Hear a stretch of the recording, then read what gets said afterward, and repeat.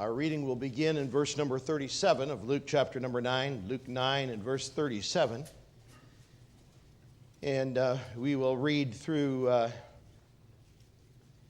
verse number 43a. That'd be the first sentence in verse number 43. Luke chapter number 9, verse number 37.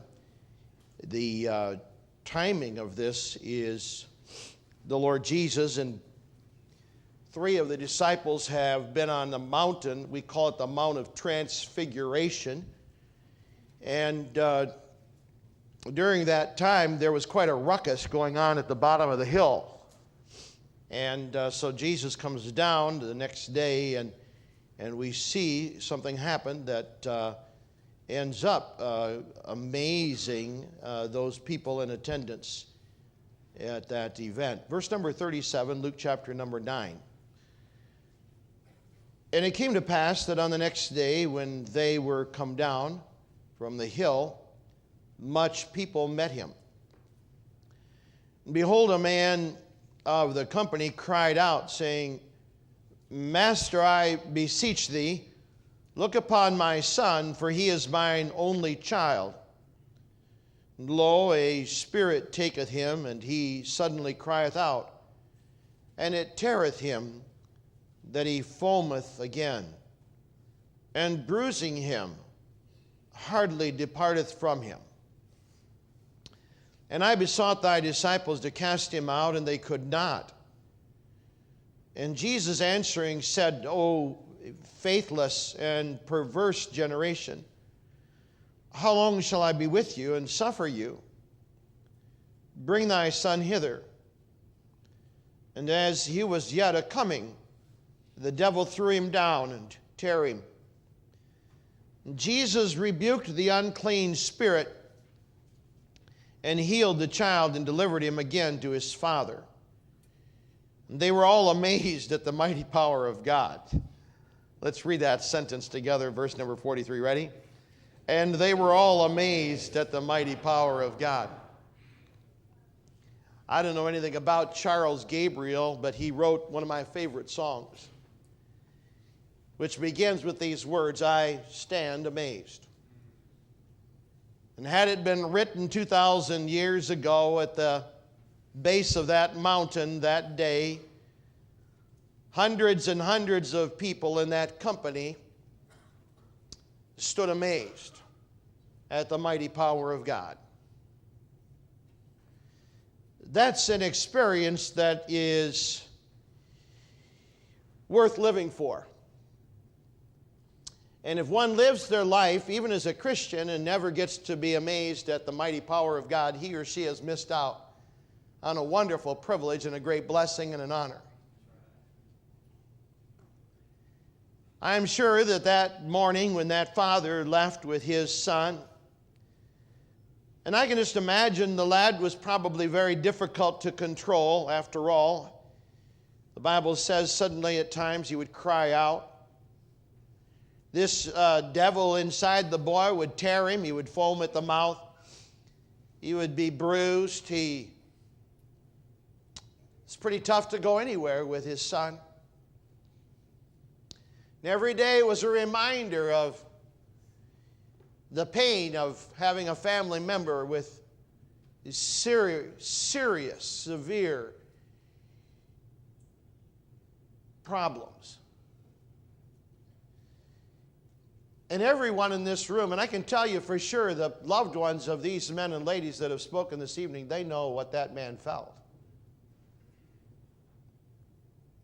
They know what that lad's mother went through.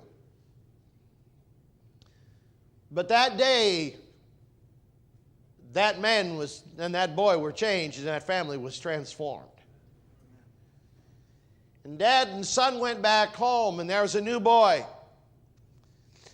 And the wonderful blessing of that man and his son is something that in a very similar and a very significant way, brothers and sisters, we hear every last Sunday night at the North Love Baptist Church. And we ought not get ho-hum about the power of God. We ought to stand amazed when we see the power of God to transform a life. Nothing this significant, nothing of significance of eternal value ever happens in a vacuum, and it certainly never happens by chance. There's no luck involved when there's a changed life.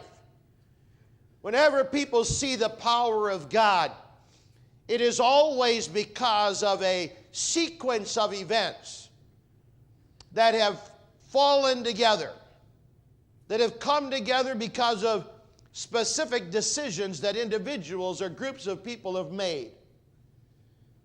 And so it is that most of the world, in fact, I'd say to you, most of Christianity never stands amazed at anything Jesus does. Fact of the matter is, most churches are into the amusing business and have gone out of the amazing business a long time ago. Many churches are nothing more than circuses. They're rock concerts with Jesus' name sprinkled on like a seasoning. But when the meat itself is rotten, no amount of Jesus' seasoning is going to make a difference. And it's a poor substitute for a healthy diet that the child of God needs on the first day of the week. And we set aside our schedules and we come to the house of the Lord. And listen, I understand I'm paid to do this. But hundreds and hundreds of people got up this morning. They weren't paid to come here to Sunday school and church. Bus workers went out and got on their routes, and they went out yesterday, and nobody gave them a paycheck. And God met with us this morning, and God's met with us this evening. Listen, Jesus is in this place. You say, well, prove it to me. All right, let me ask you a question. I can tell you the answer for me. Here's the question. How many of you are here tonight in the name of the Lord? I'm here in the name of the Lord. Anybody else? All right, there's two. There's three. That's all I need to know that Jesus is here. Amen. He said, wherever two or three are gathered together in my name, there I am in the midst. And he's in the amazing business.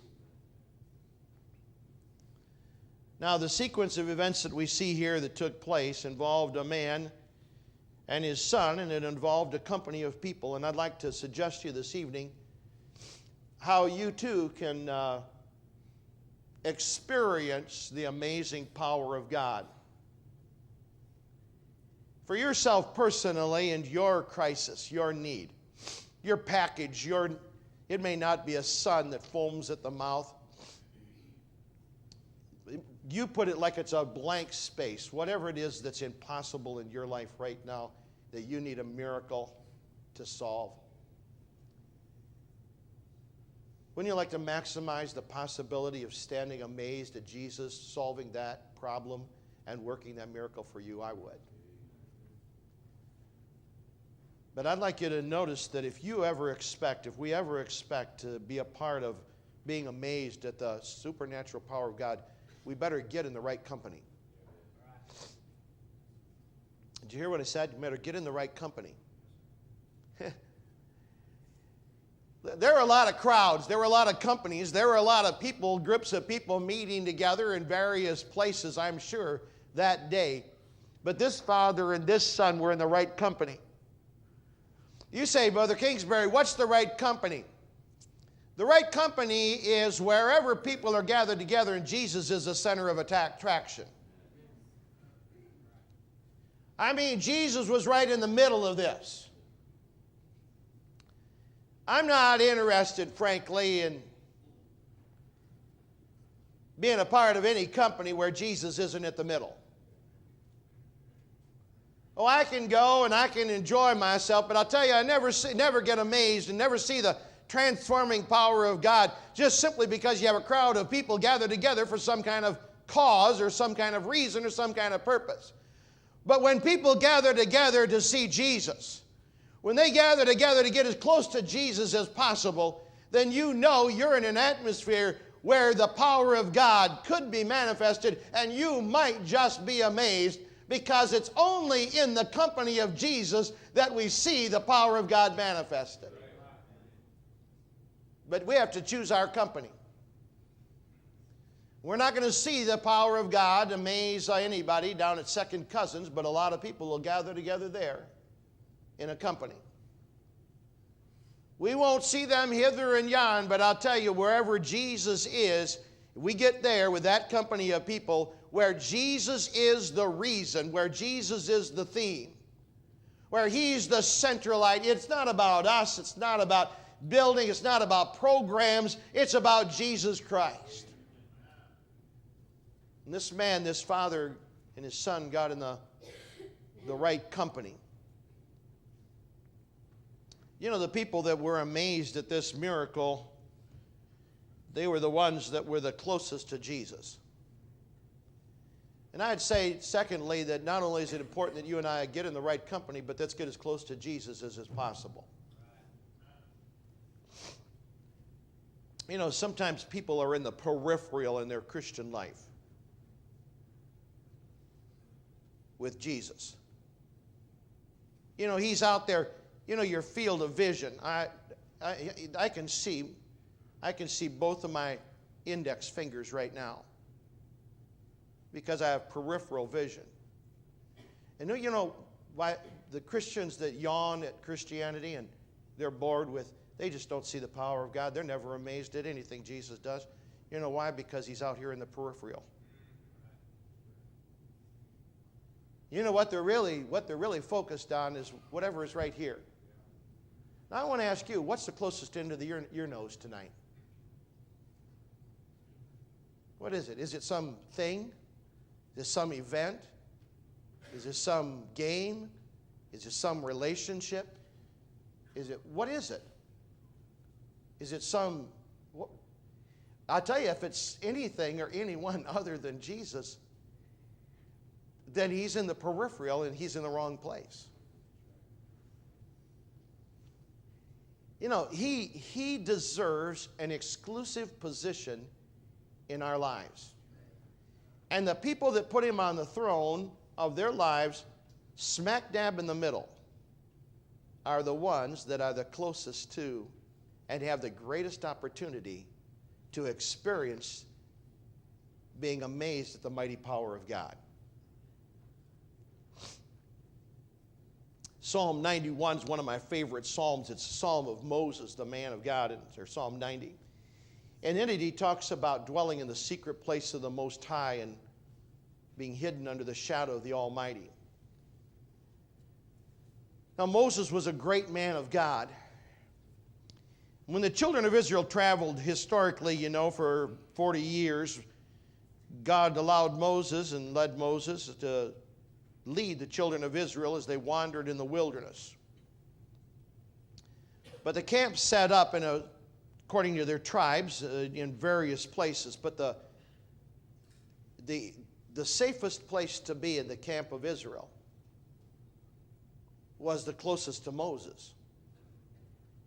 And Moses lived closest to the tabernacle, the house of God.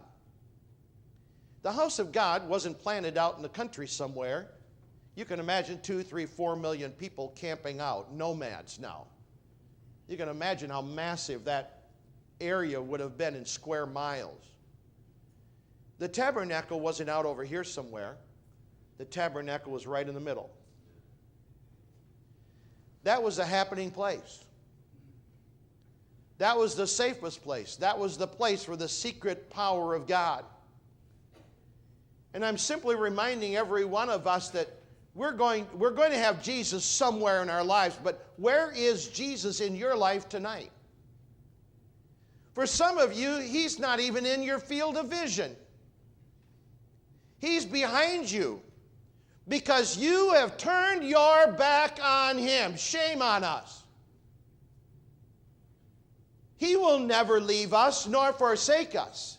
That does not mean that there cannot grow a distance between our Savior and ourselves, however, because the Bible does not say that we cannot leave or forsake Him.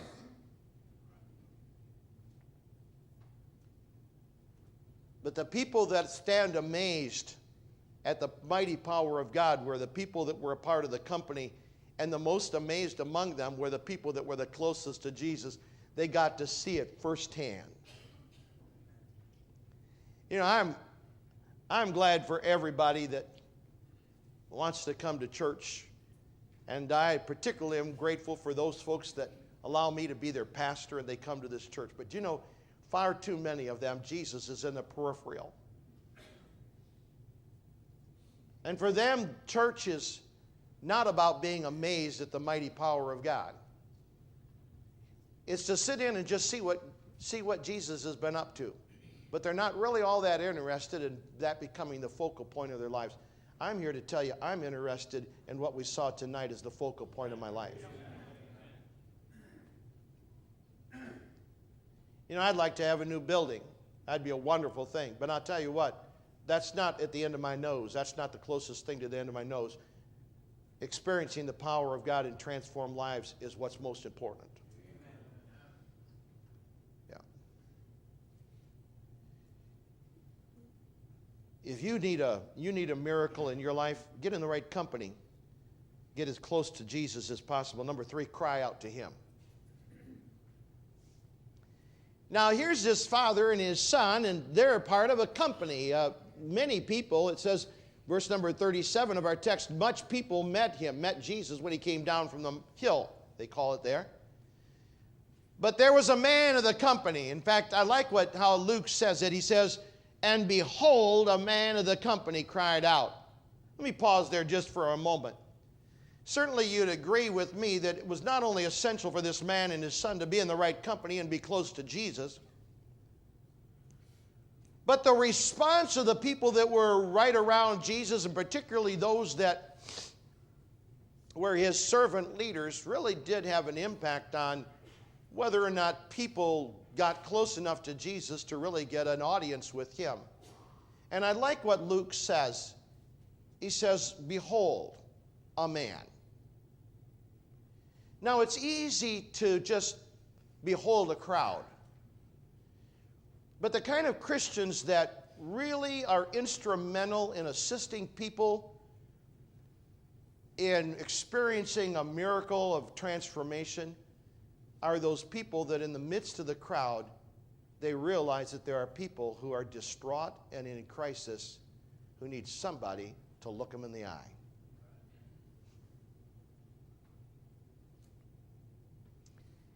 There's something that irritates me, and I used to have, well, I'll not even go that direction in case you'd guess. But I despise talking with someone and having them look beyond me with their eyes. And I'm curious, who is it or what is it that's going on behind us that's so much more attractive than me? I can't understand anyone or anything being more attractive. But I realize that I don't have their attention. The word behold means give them your attention. And did you notice how Luke described for us, and I realize all of this is inspired by the Lord, but you know what Luke's occupation was? He was a doctor. He was a medical doctor. He was the only one that we know of. In fact, Paul said when he was in prison in Rome, 2 Timothy, only Luke is with me. He had his personal physician that stayed with him all the way till the end.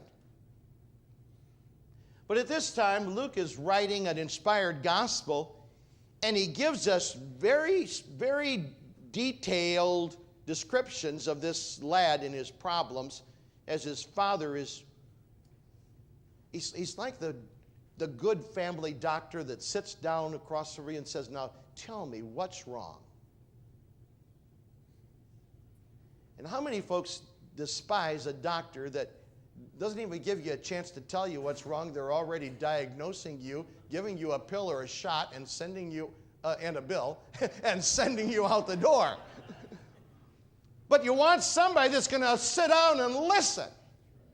Now, if we want to be a place where people can see the power of God demonstrated, where we can stand amazed at the power of God, we better be people that in the midst of all the crowds, all the company, that we're willing to pause, we're willing to focus, we're willing to behold the individual need and that person that is in crisis and be there to listen to them. You know, when this man cried out, the disciples, and they're probably some of them are thinking of this, hey, listen, be quiet. Can't you see how busy Jesus is? And are there not examples of that exact occurrence in some of the other times when people came distraught and needy to be helped by Jesus? But when this man cried out, the people stopped talking and they listened to him. They actually let him speak in whole sentences. I think there's a lot of discouragement among people that would like us to help them, but we're so busy cramming the answer down their throat that we haven't taken the time to even listen to the question.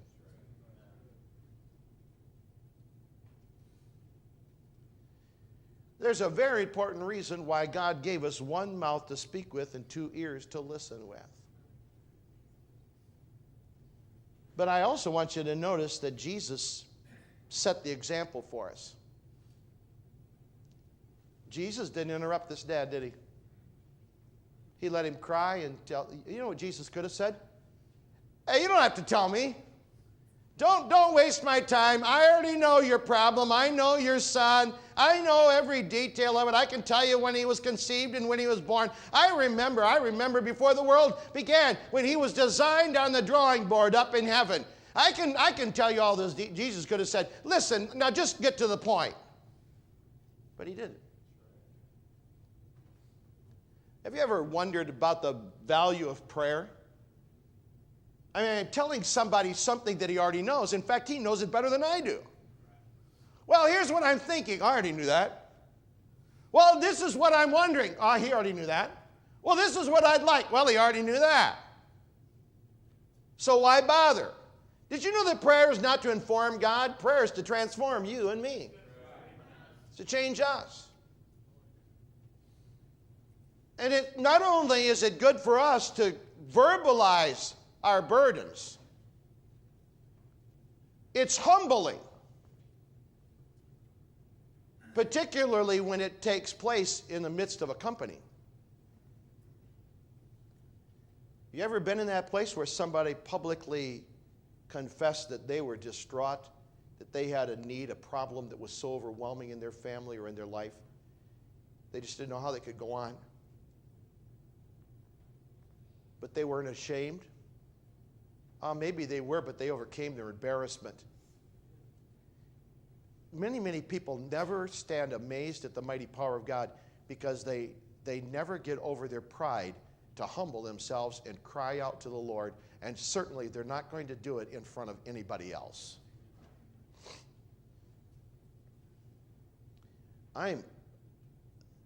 It perturbs me how often people will ask for prayer for such, please don't misunderstand, but issues that are just so surface or so temporal or so, when I know that there are issues going on in their lives and in their families, that they ought to be coming to the preacher and saying, oh, preacher, please pray with me. And is there somebody that can help? But you know what? They're not going to do that until hell freezes over. Why? Because they're too stinking proud. Why, if anybody knew that we were having trouble in our family, why, you know what they'd think? They might think you're human. That's what they might think. And if you're in the right company of people, they're going to have compassion on you, and they're not going to criticize you. They're not going to condemn you. They are going to pray for you and with you, and they're going to try to help you. If we want to be amazed at the miraculous power of God, then we're going to have to get over ourselves. You know, there's a wonderful level of transparency, and I realize there are some things ought to be kept secret. I understand all of that. But there's a wonderful humility in transparency that just brings the blessing of God when we actually just get down to maximum truth and say, hey, here's the deal. I'm not going to try and cover it anymore. I'm not trying to mask it. I'm not trying to call it something that sounds nice. This dad cried out. He was in the midst of a bunch of people. And Luke says, behold, we all stopped. We listened to this dad share his heart. Sure, we had our own problems, but we stopped and listened to what he had. This is what helps Friday night to really work. This is why Lou and Diane Weller, this is why these others, you heard, you know why? Because they're good listeners. Oh, they've got biblical advice and biblical counsel. But so here's a company of people that stood amazed. Not only because the dad came into their company, and not only because the dad cried out to the Lord, but there's something about those people themselves that they stopped and they listened to this man. And I'd like to say also, I'm really thankful that this dad was not critical of the failure of the disciples. You know, he just simply says, I brought him to your disciples and they could not heal my son. You know, it's an amazing statement that he's still there. That was probably 3 days ago. Sometimes we say, you know, I want a miracle, but, you know, can you get it done before 5 o'clock? And the Lord understands that, you know, it's really not all that important to us. Or we say, well, you know, I tried that. And, you know, I'm not going back to that church again. You know, I had a problem and they didn't meet that problem. Yeah. And how many people then, they miss out on the opportunity to be a part of a miracle-working place, being amazed at the power of God being manifested because they had a bad experience with somebody somewhere, a disciple that couldn't. Should it surprise us that every disciple and discipler has limitations? That shouldn't surprise us. You know, the only one that has no limitation is Jesus Christ. Everybody else, we're all in the same boat. These men were sincere, but you know, sometimes you can be as sincere as the day is long and still not be able to meet somebody's need. They had experienced success with similar problems. The Bible already records that these disciples to whom this father brought his son had already successfully ministered to people with these kind of needs. But in this instance, they could not do that. And the fact that they could not do that did not drive this man away. He stayed for the miracle, realizing that this was not a difficulty, this was an impossibility, and that's what Jesus specializes in.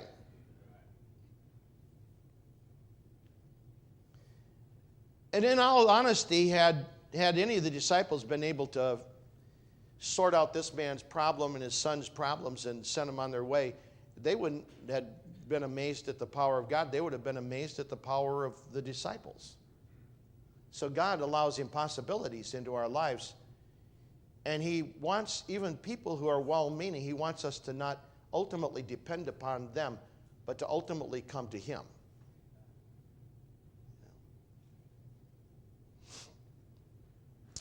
I tell you, too, I admire the disciples at the end. And they waited till in private right after this, and they said, Master, can we ask you a question? And He said, well, what is it?